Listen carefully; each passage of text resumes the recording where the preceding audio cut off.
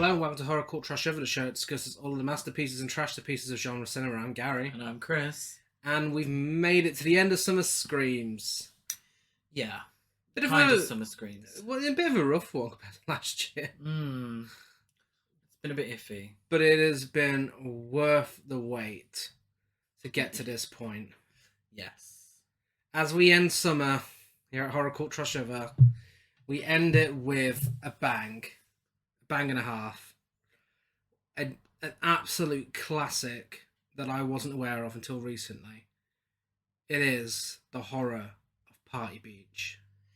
Yes. I think set to be one of our favourites. Yeah. To rewatch for the future.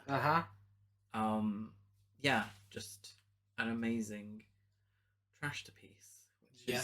Which is what we discussed on this podcast. Yeah. Released in 1964, directed by Dale Tenney, who directed The Curse of the Living Corpses, I Eat Your Skin, and Descendant. Yeah. So we've seen I Drink Your Blood, but I believe I Eat Your Skin was always shown as a double bill. As a double bill, yeah. Yeah, I'm not sure how connected they were apart from the title. Written by Richard Hilliard, who wrote The Lonely Sex, Violent Midnight, and Wild Is My Love. Well, yeah, cool. And written by Ronald Giagnatino. Giagnatino. Yeah. I apologise to this man. And Lou Binder, and it was both of their only. It's only film for both of them. Okay. Yeah, that makes sense. Made on a budget of $120,000, and I don't know how much it made, but I mean, it should have been a box office hit, surely. Well, yeah, it was. So from all the information I gathered, it was a success. In that sort of drive-in movie sort of circuit. Yeah. Yeah. It's also been stated that it's Stephen King's favourite film. Yeah. Not the truth. No. He actually called it, and I quote, an abysmal little wet fart of a film. Yeah. Where's your taste, Stephen King? Fucking hell. It's, yeah. Yeah. I mean, I don't even know what could be said. I could tell you a bit about the production. A meeting in which Dale Tenney was going to show film to executives from 20th Century Fox to see if they would pick it up. He brought in some folks to wear the monster suits for promotion. One of the monsters just happened to be in the restroom when an executive from 20th Century came in. The gentleman freaked out at the sight of the monster. Everyone had a good laugh, and 20th Century Fox ended up releasing it. Nice. In a bizarre series of events, it was originally refused a UK cinema certificate and was only passed after heavy cuts, which removed most of the attack scenes. But it's now uncut in the UK and rated 12. Yeah, I was thinking that. It's. I mean, obviously for the time, okay. But today's standards. I mean, I was okay. surprised. I was definitely surprised by how gory it was. I wasn't expecting any gore at all. Yeah, it's probably as gory as like Psycho. Yeah, it's not really. Yeah. Shall we find out where we know people from? It'll be brief because I don't know anyone from anywhere with this film. But yeah, let's do. Hey, I know you, but you don't know this one. I don't know. You I got no fucking. anyone. Hey, who the fuck are you? Yeah, most of the secondary cast and characters in this film were locals of Stamford, Connecticut, that were cast on location. They definitely were. It's the only film for most of the cast. John Lyon, he plays Hank Green. He was in The Orgy at Lil's Palace and The Sexperts, Touched by Temptation. Yeah, two films that are definitely on my watch list now. Eula Bell Moore, who plays Eula Bell. Mm-hmm. She was in Teresa, an episode of The Algin Hour, and an episode of Branagh. Yeah, she sadly died fairly soon after the film was released. Yeah. Marilyn Clark, she was in an episode of Kolchak, The Night Stalker, and Smokey and Good Time Outlaws. No idea what you just said. And yeah, that's it. Also, the teens in this film, including the three girls in the car, absolute queens. that are supposed to be teenagers. They're all in their late 20s and early 30s, and Ye- you can tell early 30s is actually quite kind for some of the girls in that car. Yeah, it's true. Were they ever referred to as teens? No, but apparently it was the director's intention. Like a teen, Yeah. Teens passing through movie. town. Yeah. They're certainly not. They're No. nothing of the sort. Yeah. So it's time for our feature presentation.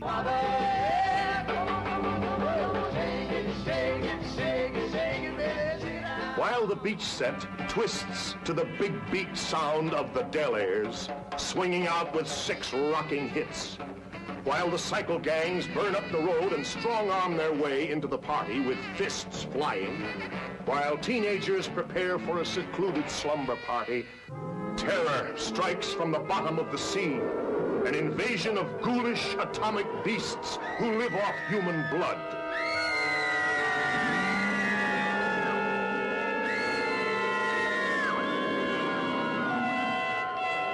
But before we get into the film itself, a promotional sign was posted at every theatre showing the film, which stated, "For your protection, we will not permit you to see these shockers unless you agree to release the theatre of all responsibility for death by fright." How many films did that? I mean, this was 1964, so this was a bit after William Castle's heyday. A bit late for it. But But filmgoers still had to sign a fright release before they entered the theatre. Did it nearly frighten you to death? No, No? it didn't. No, it did a lot of things, but it didn't almost frighten me to death. No. We start the film with bikers following some teenagers, I say loosely teenagers, in a fancy car whilst dragged by the Delaires plays. Now, the Delaires, I think they were kidnapped and forced to be in this film. Great band. I was listening to, they only have one album on Spotify. I was listening to it earlier today with some songs off the soundtrack. So good. I love this doo-wop 60s shit. It's great. Well, it's surf music. Surf isn't it? music, Yeah. you know. Let's be honest here. The Beach Boys weren't available. They weren't available. They no. even have in one scene, or a couple of scenes, the stripy shirts. They do, that the yeah. Beach Boys Yeah. enjoyed. Yeah, one of them's definitely going for Buddy Holly as well. He's definitely going there. Yeah, it's everything you imagine a 60s teen band from a teen movie would be. Yeah, and they practically live on the beach. They never leave. So Hank Green, an employee of local scientist Dr. Gavin, Dr. Gav, attends the beach party with Tina, his girlfriend. They have a bit of a quarrel because Tina has been drinking too much. He's fucking fuming. She's too intent on boozing and She partying. is. She just wants to have a good time. They have a really entertaining argument. And she leaves him after mentioning about his secret experiments, so she knows what he's up to. Yes, I kind of heard it and didn't really realise what I heard, because I was like, they talk about an experiment in a lab, which I'm sure will be a big plot point soon. Yeah, and before she leaves, she says this amazing line of dialogue. She turns to him and says, "You haven't seen living until you've seen Tina swinging." Yes. And she's 100% correct. Yeah, I mean, I saw living when I started to see Tina swinging. Absolutely. I've not been the same since. Tina is giving big Audrey Horne energy from Twin Peaks. Mm-hmm. Definitely. And something the cameraman does here, not just to Tina, this goes on for the whole film, but it's really noticeable with Tina because it's the first time you see it.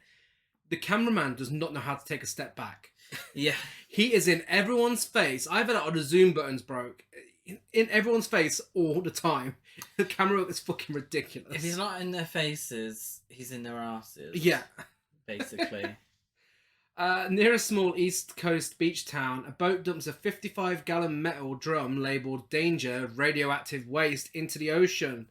The drum opens up upon reaching the bottom, releasing its contents upon a sunken ship and a nearby human skeleton. This has been quite the theme this year with summer scares. It was so much of the theme that Friday's film mentioned it. Yeah. Literally mentioned the horrors of Party Beach having the same premise. Yeah. Ticks had, animals go crazy from radiation. Piranha 3DD. The only summary part of Creepshow 2 had the toxic or whatever it was, the slime in the lake. So it's definitely a theme. Camp Blood was just toxic. The fact That that it exists is just toxic. I forgot we even saw that film. Yeah. So we get to see the skeleton transform into an aquatic humanoid monster, and I swear to you, we see every fucking second of it. It goes on for about 5 hours. Like, we just sit there watching this fucking thing transform for so long. It's like somebody is projecting it on slides and going very slowly with some horrendous screeches erupting. Yeah. Like, really, like, oh my god. Yeah, we're slowly introduced to something that maybe has fish features. We don't see it in its full glory straight away whilst we're having our projector slides. Like, next slide, please. Yeah, of the 2 monster suits created for the production, one turned out to be too small for the stuntman who was supposed to wear it. So as a last-minute substitute, a production assistant's 16-year-old son, who was quite small, was called in to portray the monster, and the suit fit him perfectly. So you got some stunt work. There we are. It starts walking around. It does. And it looks bad. It's not the worst of the worst, but it looks bad. It does look bad, but I wouldn't have it any other way. I mean, It just kind of looks like a weird frog suit. yeah. Like, when Mario wears that frog suit, Mm-hmm. it just looks like a really bad version of that. Yeah, and this is what I love about films like this. I love it when it looks so cheesy and so bad. It really memorable, adds to isn't it? Yeah, it's really charming. Yeah, so it makes its way towards the beach, where there's a dance party going on, because this is a musical, everyone. It's classed as a musical. The characters don't really sing. No. It's more of a music. They do some movie. great choreographed dance routines, though. They do, to a song about a seatbelt. Joyride by the Joyride. Dallaires. Yeah. Who else? Yeah, they're all doing a routine. Get some close-ups of some rump shaking. Well, this guy's at the bar with his girlfriend. He is. And he goes, "Hey, that reminds me, did I bring my hot dog buns?" And then we get a close-up shot of a girl shaking her ass. It's exactly how The Simpsons parodied it. This Yeah. kind of film, like the 60s beach party films, like, is it Gidget and such, where it's just teens. Yeah. Loosely, use that term loosely. Loosely. Fucking hell. Very loosely. A fucking nightmare. Yeah, they just shaking their bum, and the cameraman is right in their ass. He is. He's right up there. Tina starts swinging. She is proper She's definitely swinging. a swinger. And it really does live up to her reputation that she gave herself. She then begins flirting with Mike, teenager Mike, a biker, leader of a motorbike gang. She starts grinding on him and kissing him. Yeah, the bikers, they turn up seemingly looking for trouble. Yeah. We know they're troublemaking bikers because they're wearing leather jackets. They've all got sunglasses, and one's sporting a beret. I'm not sure Marlon Brando in The Wild One sported a beret at any point, but you got to use what you got. Yeah. I'm assuming they were going for The Wild One. I assume every film post that being released was going for that. All these sort of films. Ended up with Parisian leather jacket realness. We get to meet Dr. Gavin's daughter, Elaine. Do you know what he looked like? Doug's sister. About the wig. So we get to meet Dr. Gav's daughter, Elaine. She's talking with Hank. Fun fact about these two. Soon to be romantic leads. John Lyon and Alice Lyon. No, they're not married. They are siblings. At times that tough. At times really that tough to where they couldn't hire one more actress or one more actor. Yeah. I mean, it's not like she gives a good performance anyway. It's like they cast him and they were like, okay, we need someone to play Elaine. Do you know anyone who's free? He was like, my sister. Oh my god, I was about to say we don't get no kissing scenes, but we fucking do. And right at the end. Oh my god, I forgot about that. Yeah, we literally get them making out. Oh Spoiler. no! I'm surprised you weren't more horrified. I was when that really happens. distracted by the setup of that scene, and I forgot they were siblings. So I'll explain why I was distracted when we get to it, because it is a great scene. I mean, a little less great now. It's a bit creepy. One of the teenagers called Johnny is making out with a girl on the beach, and a guy called Irvin taps him on his shoulder and tells him to leave. Irvin takes over kissing the girl, and she's like, "Oh, Johnny," and he's like, "Hey, my name's not Johnny." She's like, "Well, what is it?" And he's like, "Irvin." She's like, "Oh, what's in the name anyway?" And then continues kissing him. Yeah. Go on, girl, get it. Hank speaks to Elaine, his real life sister. She definitely wants a piece. She does. It's very clear. He declares that working for her father, Dr. Gavin, has been the best thing to happen to him in his whole life. In his whole life. So I'm not sure if the feeling is mutual with Hank towards Elaine. No. He might be after a bit of Dr. I Gavin. think he is. But, you know, it's 1964, so just kiss your sister instead.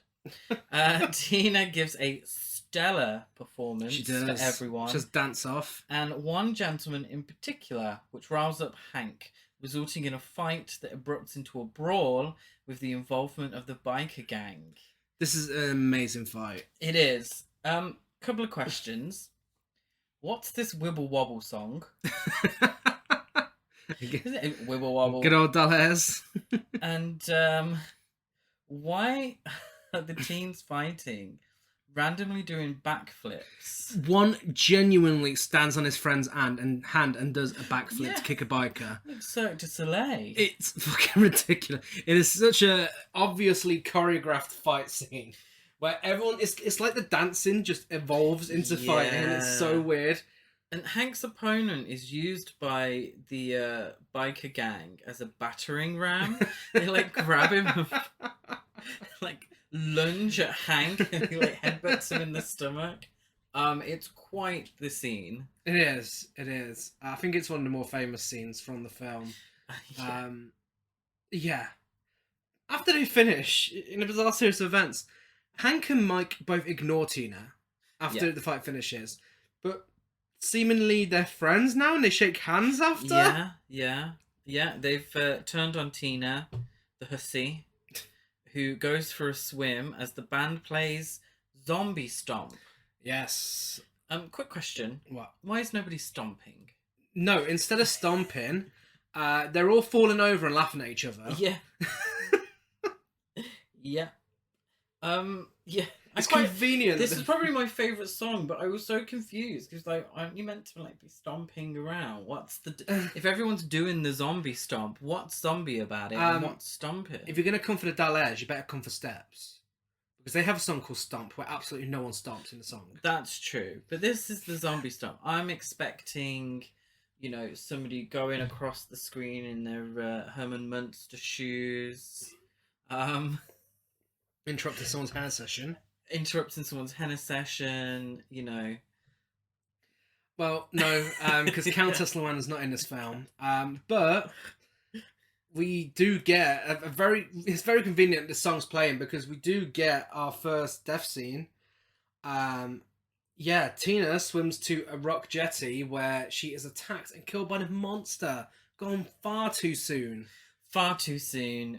Tina, rest in peace. Not sure she's dead though, because all it looks like is a dude in a bad monster suit robbing her with chocolate sauce, which was what they used for the blood, and some very close-up shots and fast cuts. Yeah. Yeah. They did not have the budget to film an actual death scene. But, you know, got a bit of gore, bit of chocolate gore. Yeah, yeah. It does. You know, if you got a fetish for that kind of thing, you might, if you, with the knowledge of knowing it's chocolate sauce, you might actually get something from it. It's black and white though, so. Two random teenagers are making out everywhere on this beach, but this couple in particular, the girl says, "Do you think kissing is unhealthy?" He's like, "I don't know. I've never." She's like, "You've never kissed?" And he's like, no, I've never been sick. And they continue kissing. Yeah, she says, can you get sick from kissing? Yeah. I don't know, I've never... And she says, you've never been kissed? No, I've never been sick. Wow, was my line delivery that bad? You had to repeat it. Thanks. No, you ruined it. She said, can you get sick? That's what I from said. Kissing? No, you said, can you get ill? Or sick. You I didn't, said, can you get didn't sick? say the word sick. Listeners, rewind it back. I said sick. You did not say sick. Anyways, it's a great bit of dialogue exchange, and I love that the film has these little moments scattered throughout of just these random characters talking to each other, just talking absolute shit. It's that, and Laughing was a few years later, but it's reminiscent of Rowan and Martin's Laughing, which is a big show in the late 60s in America, where it just randomly cuts and it's a joke, a little skit, and then it's just like goes somewhere else. Yeah. I'm surprised they didn't do that for the rest of the film. It was only really... I think there are some little moments. If There's anything, one straight do you know away what? afterwards. It's weird because it's kind of put onto the main characters after this, because there are moments where you get some dialogue and it's like, okay, where the fuck did that come from? Yeah, because straight after the "No, I've never been sick," you get a girl saying, "Charlie, what do you think of bathing beauties?" And he says, "I don't know, I've never bathed one." Ha ha ha. Tina's body washes ashore, still covered in blood. The police enlist Dr. Gav to help with the investigation, and he proposes carbon-14 tests as a mean to investigate the genetic structure of a tissue sample. Yeah. Question here. Yeah. I may have missed something. Girl murdered on the beach. Turns up on the beach. Loads of teenagers around. A gang of bikers, and I hate to stereotype, but you know, there was a fight. Two guys fighting over her. Why is Dr. Gavin the first people they get in touch with? Have I missed something? Did anybody witness her being murdered? No. I didn't think anyone did. So they've gone straight for Sea Monster? Okay. Yeah. Right. I mean, they're right. But... People have some strange reactions to death in this good. film. Police are bloody good. Well, I mean, it's the day of Tina's funeral. Very fast. They organise it overnight. They just wanted her gone. Dr. Gav discusses the weather with some cops before he's given the sample he requested, and he tells Elaine, he's like, "Oh, well, sweetie, you know I can't go to the funeral. I'm just busy with work today." Okay, hang on a minute. This girl has just fucking died, and you're discussing the weather with the cops, and you're not going to her funeral because you're busy with work. Well, that's probably better than what Elaine tells Dr. Gavin. Because she essentially says she's confused about the funeral. Because although she's about to go and mourn Tina, she can't stop thinking about Hank giving her a good railing. They're my words, not hers. That's essentially what we get. She does have Hank's dick on her mind. Yeah. So she doesn't feel like she can be respectful at the funeral because she wants to jump the bones of Tina's boyfriend. Yeah. And her dad's like, "Oh, is this because he's free now?" And she's like, "Yeah, it is." Yeah. I want to ride his face. The corpse isn't even fucking cold yet, and you're already jumping on her boyfriend's dick. Like, fuck me. She does not waste time. She doesn't.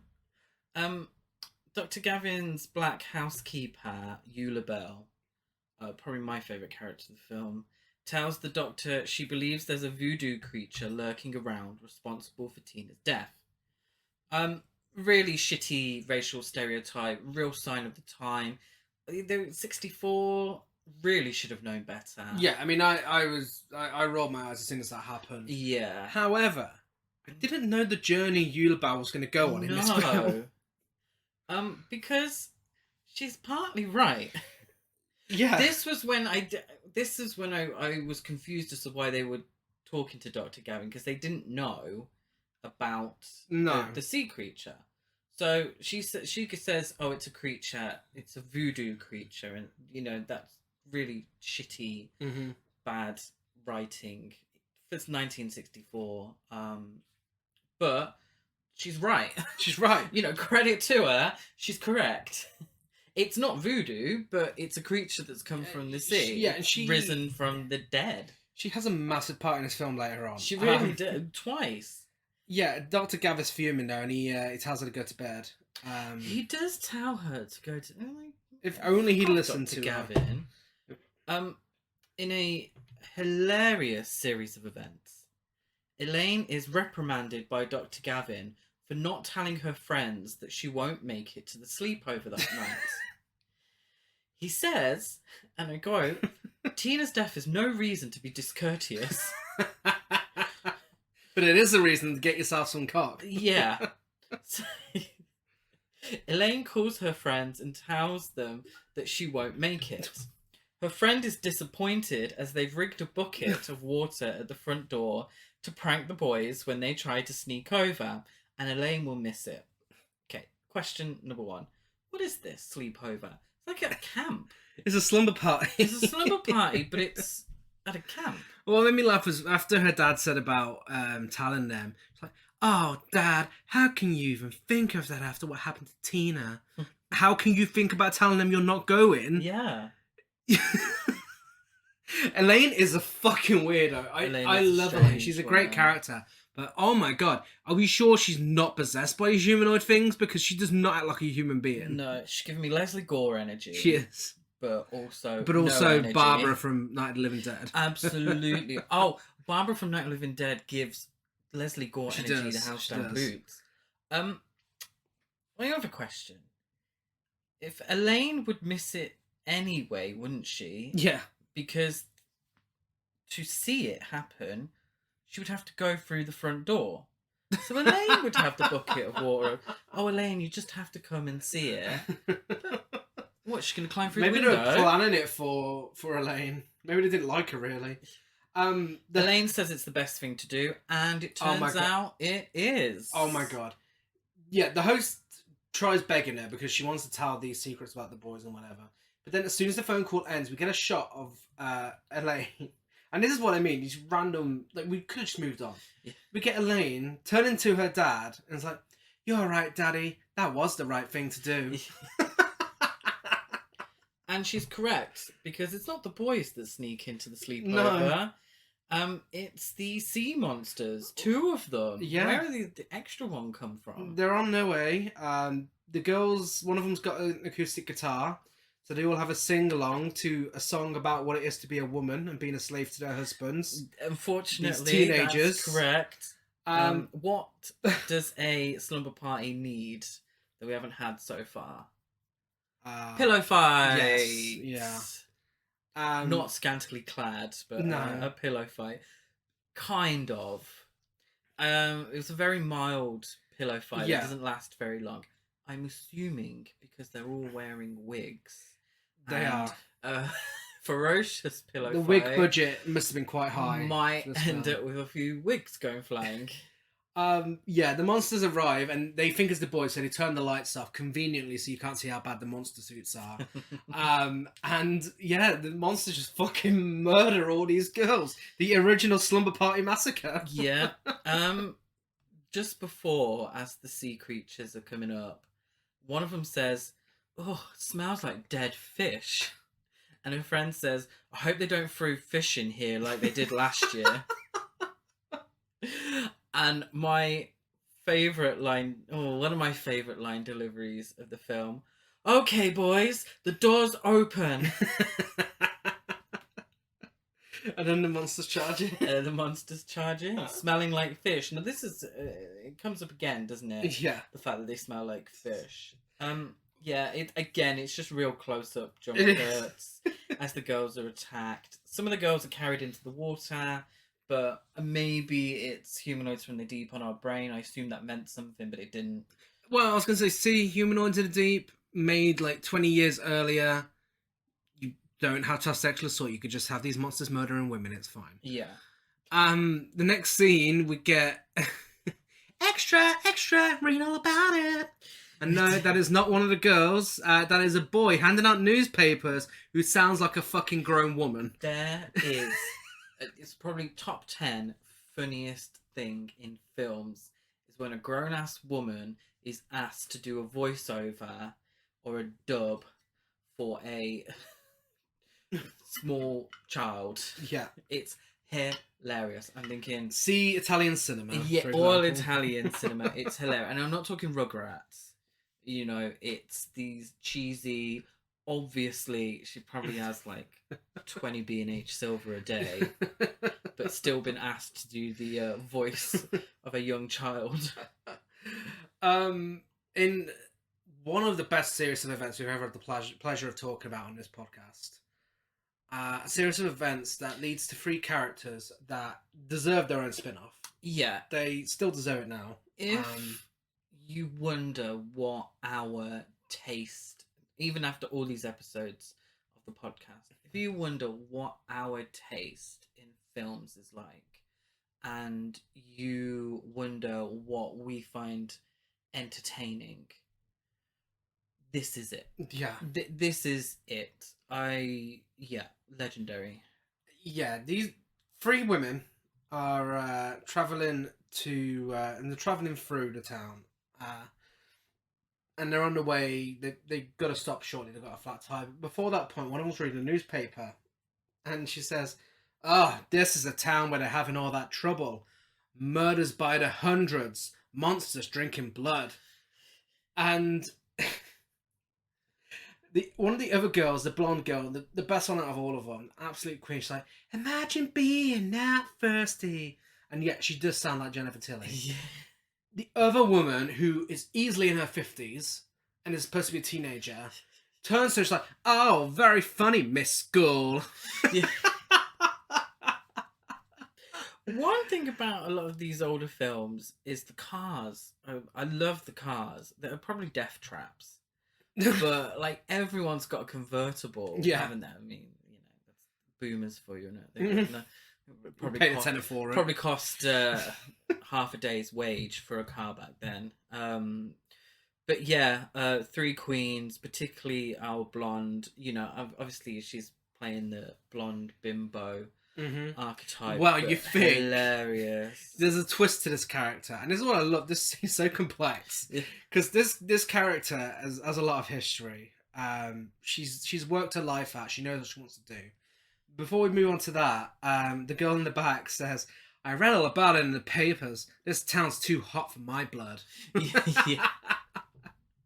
They pull up at a gas station to get they need a flat tire. Oh, no, not a flat tire yet. They just need some gas. They just need some gas. The girl who had the Jennifer Tilly voice, shit you not, she sees the gas station attendant. She wants a bit, and she says, "He's cute, isn't he? Fill me up, will ya?" She has a new fucking voice. She has a different voice for flirting to her everyday life voice. Oh my god. What a character. Now Paris Hilton could never. You must be thinking, oh, these two lazy bastards. They're loving these three characters. Can't even remember their names. They don't get names. They don't get names. They don't get names. It's a crime. Why don't we it's give cinematic names? History? We should have given them names. I haven't got time to do it now. But we should. Miss School. Well, we know she's Miss Well, School Miss anyway. School. Miss School is the best character. Miss School. Mae West. Mae West. Mae West definitely playing someone much younger than she is. But yeah, I mean, why there was never a spin-off with these characters, I don't know. Because Like, they died. Prequel. They could have done a prequel. Where were they going? Where have New they York. been? They were going to New York. You know, what has Miss School been doing her whole life? We need to know. The gas station attendant is so distracted by the women flirting to the point he overfills the car. A scene from Elvira, Mistress in the Dark, might I add. Yeah. This had to have been an Elvira movie. They literally do this exact scene in Elvira, Mistress of the Dark, like when he's filling up at the petrol station and he blows the petrol station up. Yeah. Because he was too focused on her. I'm convinced it's taken straight from this. Yeah, but it's gotta be. This must have been one of the movies that she hosted. Yeah, she it was absolutely definitely Mystery Science Theatre. Yeah, but probably I can see it being a Elvira film. The three queens get a flat tire when they drive into the woods, thinking it's still a road. They do. Hey, this doesn't look like a road. Sadly, their time in the film comes to an end when they are attacked and killed by monsters. However, I say killed loosely because the monster kills one of them just by putting her in the trunk of the car. Yeah. She must have been killed off screen. My question is, when did it get dark? I know. Because seemingly they haven't driven that far away from town. The monsters are there, Why and is they've it got to be suddenly- still in the same they place. must have been. So why has it suddenly gone dark? My second question is... Oh, no, I don't have a question.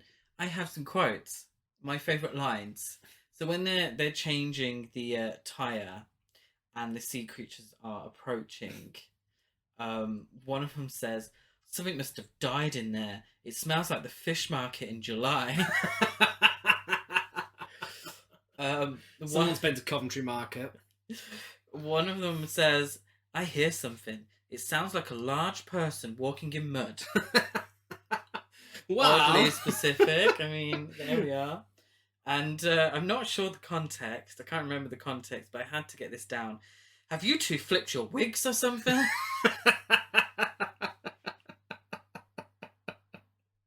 It's giving me John Waters energy. Yeah. It's giving me Faster Pussycat Kill Kill. Yeah. I love it. And, you know, rest in peace, those three absolute queens. Yeah. Maybe a little spoiler for a section at the end, but yeah, gone far too soon. Yeah. Eulabelle, speaking of queens, Eulabelle tells Elaine to sort herself out. Means she lost 2 brothers and 3 sisters, but you don't see her moaning. Yeah.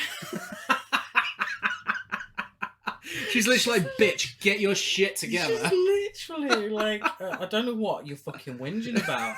I lost 2 brothers and 3 sisters. You don't see me moping about. So I gotta work for these old rich white people. Yeah.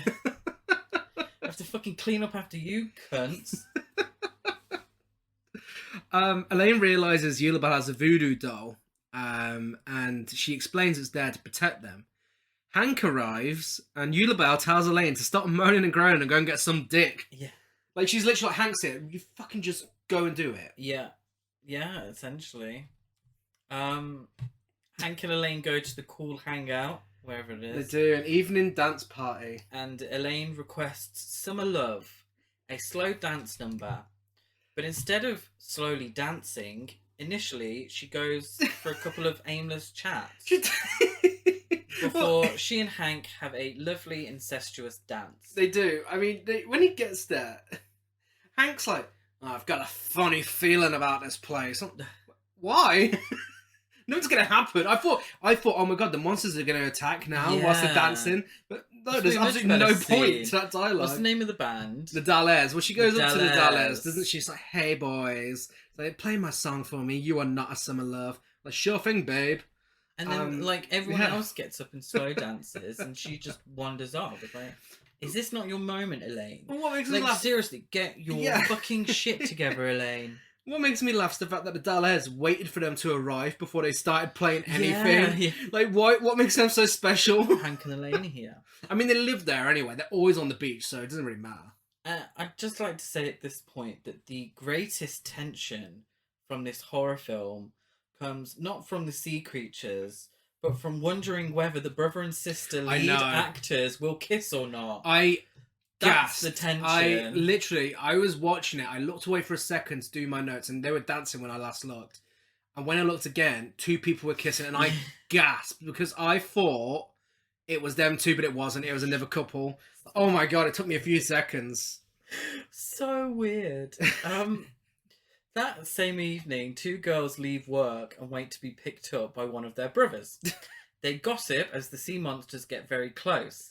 Like, really close. They're breathing on them. Like, breathing on them. Number 1, they don't smell the dead fish that everyone else smells. And number 2, the brother turns up at the last second and doesn't see the huge sea creature behind them. He's looking straight at it. Like, it's right there. Yeah. You can't miss it. Like, literally, like, facing wig, it's that close. The sea creature's fucking fuming and takes it out on a mannequin in the shop window. smashes the glass to get to the mannequin, but loses a hand in the process. Yeah. Now, this is where we probably should maybe had a little scene where someone picked up the hand, because we go straight to Dr. Gavin. Dr. Gav has who's it. examining the hand. I'm like, how do I get the hand? Dr. Gavin deducts that the sea creatures feed on blood, and this is oddly specific. Like 1964, did they have the science to know this from one hand?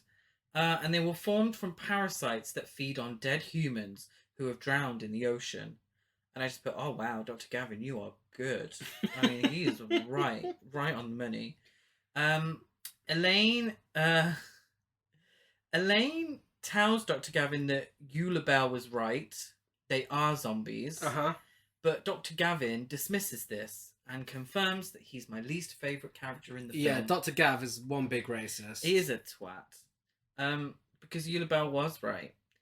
Eula Bell herself turns up, and the hand explodes after she spills sodium on it, discovering a way to kill them. Yeah. And I just put in my notes, Dr. Gavin needs to give Eula Bell some fucking credit here. He doesn't. Yeah, I mean, she's just saved the day in that one scene. Literally. Like, she's found a way to kill them. Yeah, with sodium. So, hilariously, and I don't mean that, pure sarcasm. Hilariously, two drunk drivers crash into each other after being chucked out of a bar. Yeah, so the car crash was faked by sound effects and placing the cars at an angle to make them appear to be touching. Yeah. Because they did not have the budget to crash cars. Did you get the dialogue before this, though?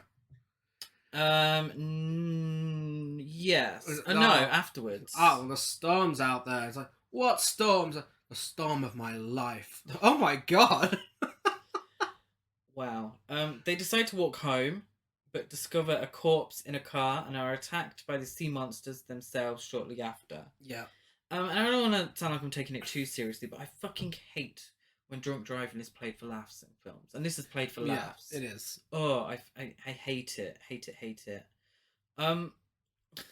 More oddly specific descriptions of what things sound like, when one of them says, it sounds like someone walking in wet boots. It's probably some old drunk. I hate drunks. And I also put, it's about time some of the men were killed. Because these are the first men that are killed. They are, yeah. Yeah. Those three queens had to be sacrificed. I know. You know? Dr. Gav's still alive. Two drunkards out there. Following a montage of additional women being attacked and killed, the police initiate unsuccessful searches. No, that's not true. Yeah, it is. I thought the montage was of the film so far. No, it's additional women being killed. No, I look like Tina and everyone. Well, I think they're trying to pass it off as other people. Oh. Yeah. The police initiate unsuccessful searches for the monsters by tracking... Did you get how the news announces Dr. Gavin's discovery? No. And not Eula Bell's discovery? Of course not. Yeah. Yeah. Sorry. The police initiate unsuccessful searches for the monster by tracking the latter's trail of radioactive water.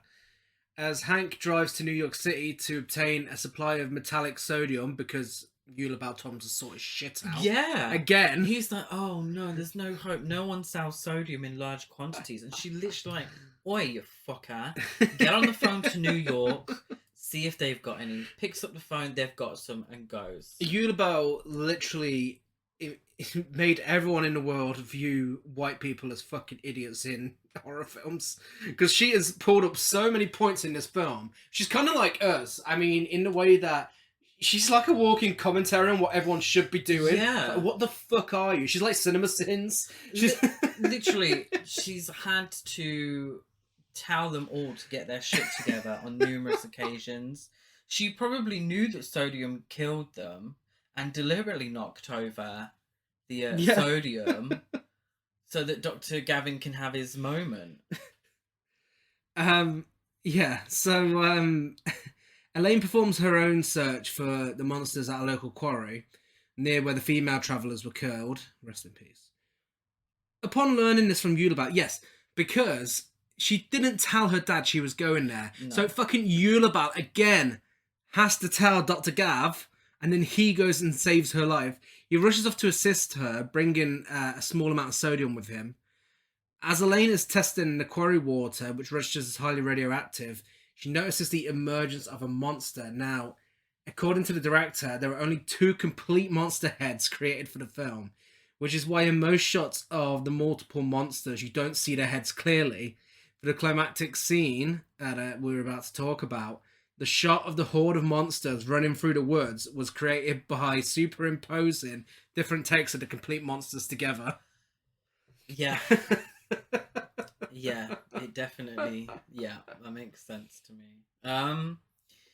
Yeah, what I'm confused by is what body of water is this that Elaine's at?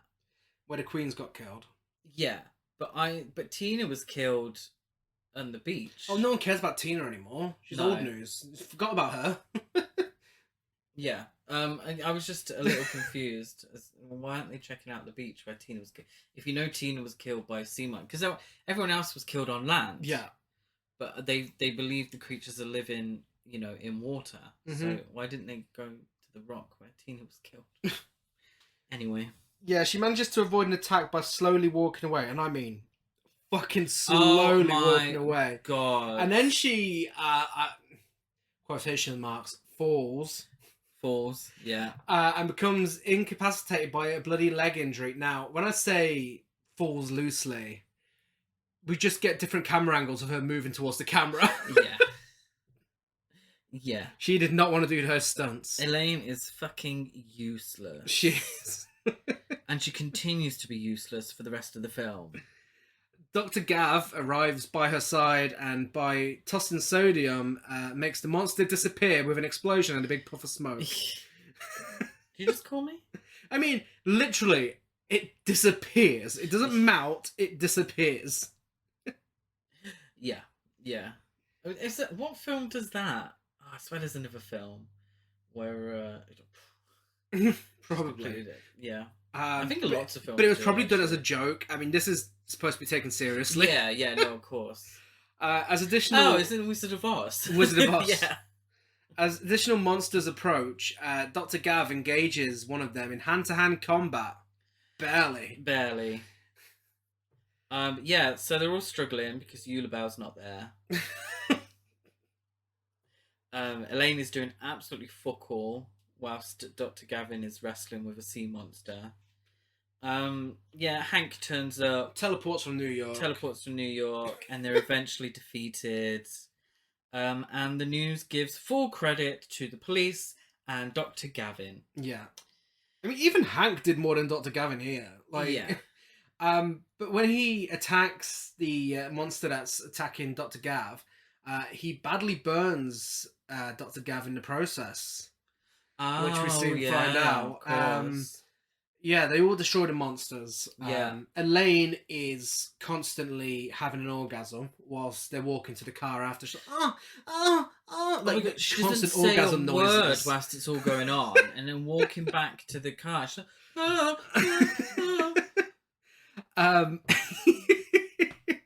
yeah. One of the best lines of dialogue of cinematic history. Hank shows up at the house the next day. Eulabal answers the door and he says, and I quote, "Is Miss Elaine receiving today?" She's been trying to receive from you the whole film. It's about fucking time. Yeah, I feel like that's like an old-fashioned way of asking if someone's available.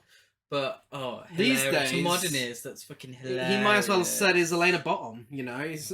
Is she receiving today? Is she taking any today? But Eulabal leads him to Elaine's bedroom. Yeah, so she is receiving today. And he says, "I've just seen your father, and he's been badly burned, but he'll be okay." Was he receiving too? Clearly. He's been badly burned, but he'll be okay and out of hospital in a week. Oh, nice. Now, this is the moment where I was just wowed. I didn't realise, and my brain didn't click, that, hang on a minute, this is her brother. Yeah. They literally start making out. Yeah. But there's like an awkward pause beforehand, so it takes a while, and they're awkwardly looking at each other. And it's like the filmmakers knew that we knew that they were brother and sister, because they could have kissed at, you know, during the summer day song or whatever it was. And they could have kissed at kind of any point really in the film, but they leave it right to the very end. So I don't know if it's for a romantic tension, but for me, it's purely tension based on the incestuous nature of brother and sister lead actors in a romantic film. It's so weird. This is just as gross as the dog shit eating scene in Pink Flamingos. Oh my god. But do you think the director even told them to kiss? You think they just started randomly doing? That's what the pause is about. Like, wait, fuck, they're not meant to be doing that. Stop. But they get it on. Elaine's getting some from her brother, whilst her dad is in hospital, badly burned, and whilst the Dallaires perform a song called Elaine on the beach. Yeah. She gets dick while someone is performing a song about her. Yeah. And that is the horror of Party Beach. That is the horror of Party that final Beach. scene is the horror of Party Beach. Amazing. There is something wrong with this beach. Yeah. Really. Yeah, loved it. Classic. I love these kind of shitty movies, brimming with Americana and camp fun. Just stupid, so stupid, but so watchable. Yeah. You know, it's entertaining. It doesn't go on too long. No. So it's a real easy watch, a popcorn movie. Yeah. You know, but I do understand now how much of a cultural reset Night of the Living Dead was. Yeah. 4 years later. This is what we got before that. This is what we got, but this is what sold 4 years before Night of the Living Dead. It really transformed horror. It really did. What this did. Wow. Yeah. Yeah, it is. For me, it's top tier Trashterpiece. This is definitely up there with the classics like Troll 2 in the Room, Pandemic. It's amazing. It's just so enjoyable as well. I mean, you can't even rate it half a star because there's just something there. There's a certain charm there that a lot of what's entertaining is not done on purpose. But there's also a certain amount there. It's like, okay, you had to have been good at what you were doing to keep something disentertaining. Yeah. Yeah, it's not... and the soundtrack is amazing. It's so good. Yeah. You know, yeah, it's great. So it's not completely so devoid of any sort of filmmaking or, you know, do you know what I mean? It's not... The acting isn't the worst in the world. Apart from Elaine. The music's good, so it's not half a star film, but it's trash. It is. Now to the awards. Yes. Biggest queen, of course, it's Miss Ghoul. Yes, Miss Ghoul. I put the three of them together because I felt like they were a bit of a trio. The sugar babes, if you will. They were the sugar babes the of sugar the 60s. Babes. But I think full respect given to Eula Bell. Yes. As a queen. Absolutely. In this film. She did save the day. Elaine, you're not the biggest queen. She's not, no. Tina maybe could have been a contender. Yeah. She gets bronze. Well, my biggest gasp is actually Tina's death scenes. I didn't see that coming. No. I really didn't see her being killed off so early. thought she was going to be the main character. She was definitely given main character energy. She was dancing with I men. know, but me, you know, who doesn't slut shame like directors did in the 60s, I was wanting her to get main character energy, you know? And she was getting it. Yeah. I thought she was, well, in more ways than one. I thought she was going to be our lead, but then that boring bitch Elaine showed up. It's true. Biggest gasp for me was the brother and sister tonguing. Well, yeah, that's... at the end of the film. Yeah. Best dialogue I have, you haven't seen Living until you've seen Tina swinging. From Tina. Completely agree. I concur. Yeah, that is the best line of in a film full of great dialogue. Yeah. I mean, obviously, a close second is you two switching wigs. Oh, no, if you two flipped your wigs. Flipped your wigs. If you two flipped your wigs. That's camp. As much as we could give it to the entire film, I'm giving it to the entire Three Queens in a car sequence. Yeah, I give it to Tina.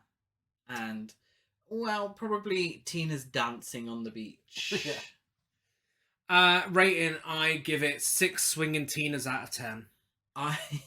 6 swinging I give it 6 flipped wigs out of 10. Yeah. Masterpiece, Trashterpiece, Trash or Basic. For me, it is Trashterpiece with a capital T. Trashterpiece, no doubt about No. it. It gets my heart. It's won my heart. I love it. Yeah, there's nothing more to say. Just amazing. Available on US DVD and Blu-ray, video on demand, and YouTube if you're not in America. And if you enjoyed this, I recommend checking out Sting of Death. Yeah. Another Trashterpiece. Yeah. This time with a giant stingray. Yeah, a a very beach party. similar sensibility in there. This Lots of dancing. Colour. I would recommend I Was a Teenage Werewolf. Yeah. Again, very similar horror. Very James Dean. Yes. Or Faster Pussycat Kill Kill. Yeah. Which is quite similar in its 60s sensibility. I just love that film, so I recommend that to anyone anyway. I think it's definitely going to be worth looking into more beach party films for next year's Summer Screams. Absolutely. Yeah, and we're probably not as well versed as we would like to be on these kind of films. No. So if you have any recommendations, if you're a fan of Horror Beach Party, then let us know what you recommend, because I need more of this kind of shit. Yeah, absolutely. And I mean, just a general, if you enjoy the sort of tone of this film and what it's giving you, you'll absolutely enjoy the films of Russ Meyer and John Waters. Yeah. So I mean, if you haven't already listened to this podcast, I assume you have fully seen some John Waters films, but yeah, absolutely. So if you do have any recommendations, and if you enjoyed the horrors of Party Beach, we are Horror Cult Trash Over on Facebook and Instagram, Horror Cult Trash on Twitter. I'm Dead at Gaz92 on Letterboxd, Gazmo205 on Instagram, and GazCruise92 on Twitter. I am Chris Barker823 on Instagram and Twitter. No, Letterboxd. No Twitter. And Match.com. And Match.com. Do not get me started on Match.com. Yeah. Whichever listener is using our email address for Match.com, please stop. It did stop. It stopped in May.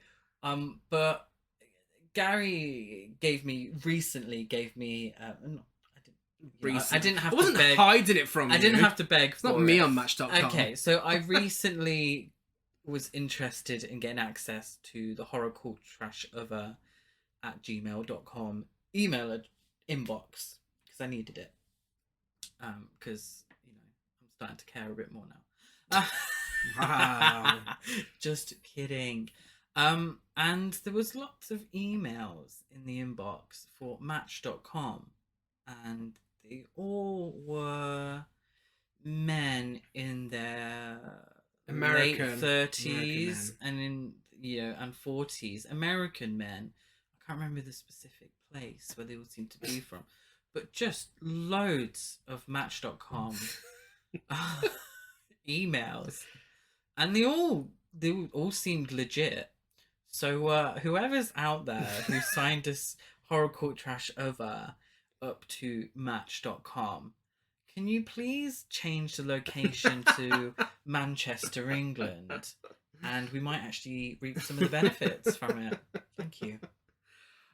Give us especially if you're using our email address to Match.com, you owe us at least this. Give us a rate, review, and subscribe on iTunes, like a follow on everything else. Give us a rating on Spotify. If you are using our email address, do all of the above. Let's make this very clear. Being signed up to Match.com, hilarious. Yeah. Funny. Easily resolved. Do not think that my laughter means that you can sign us up to loads of random shit. Or I'll be fucking fuming. And catfishing as both of us and everything. Don't. God, if you catfished as me, you wouldn't get a bite, I tell ya. Aww. Next week, we'll be back. No more Summer Screams, but we will be back with another Trashterpiece.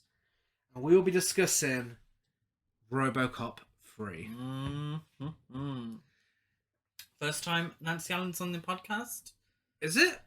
It's a question, it wasn't. No, Carrie. Oh, yes, of course. Oh, well, can't have too much Nancy Allen. Really looking forward to that. Yes, I haven't watched it since I was a kid. I'm curious to see if it's just as bad as I remember. It's aged wonderfully well. I'm sure it has. We'll have to do the other two at some point as well. Anyways, yeah. So we'll be back same time, same place next week. See ya.